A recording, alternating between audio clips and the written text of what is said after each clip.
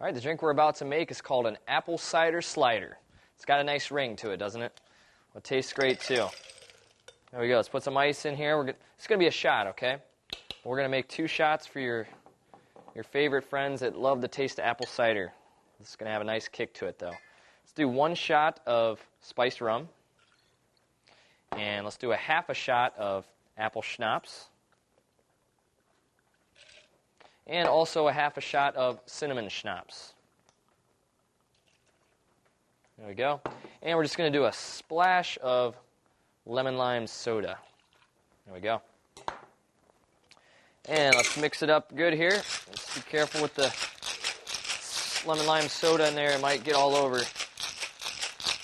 In that case, we did all right. Now let's get a couple of shot glasses ready. And our strainer. And we're going to serve up. I can smell that apple cinnamon. An apple cider slider. 2 shots. Bottoms up.